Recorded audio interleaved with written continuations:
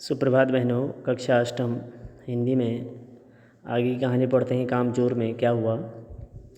कह रहे हैं इधर यह प्रलय मची थी, उधर दूसरे बच्चे भी लापरवाह नहीं थे। इतनी बड़ी फौज थी जिसे रात का खाना न मिलने की धमकी मिल चुकी थी। वे 4 भैंसों का दूध दोहने पर जुट गए। धुली बेधुली बाल्टी लेकर 8 हाथ 4 थनों पर पिल पड़े। भैंस एकदम जैसे चारों पैर जोड़कर उठी और बाल्टी को लात मारकर दूर जा खड़ी हुई।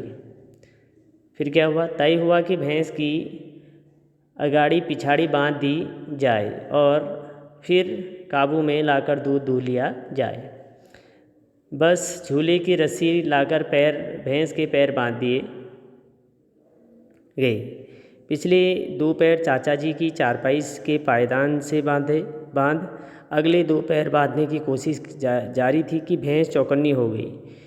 छूट करके जो भागी तो पहले चाचा जी समझे कि शायद कोई सपना देख रहे हैं। फिर जब चारपाई पानी के ड्रम से टकराई और पानी छलक करके गिरा तो समझे कि आंधी तूफान में फंसे हैं, साथ में भूचाल भी आया हुआ है।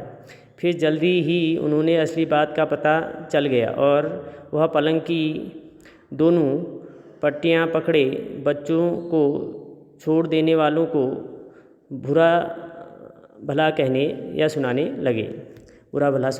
लगे। यहाँ बड़ा मज़ा आ रहा था। भैंस भागी जा रही थी और पीछे पीछे चारपाई और उस पर बैठे हुए थे चाचा जी।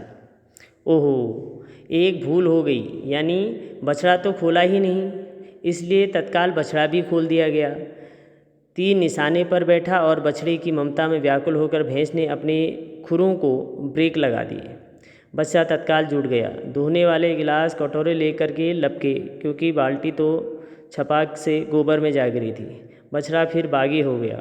कुछ दूध जमीन पर कपड़ों पर गिरा, 2-4 धारें गिलास कटोरे पर भी पड़ गई, बाकी बछड़ा पी गया।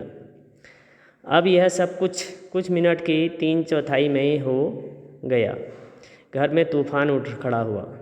ऐसा लगता था जैसे सारे घर में मुर्गियाँ, भेड़ें, टूटे हुए तसले, बाल्टियाँ, लोटे, कटोरे और बच्चे थे।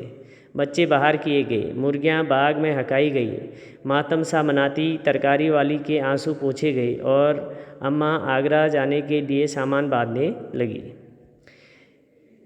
या तो बच्चा राज कायम कर लो या मुझे भी रख लो,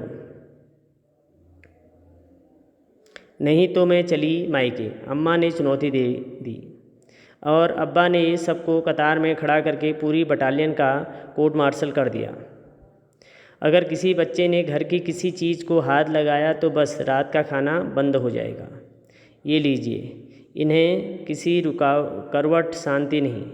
हम लोगों ने भी निश्चय कर लिया कि अब चाहे कुछ भी हो जाए, हिलकर पानी भी नहीं पिएंगे।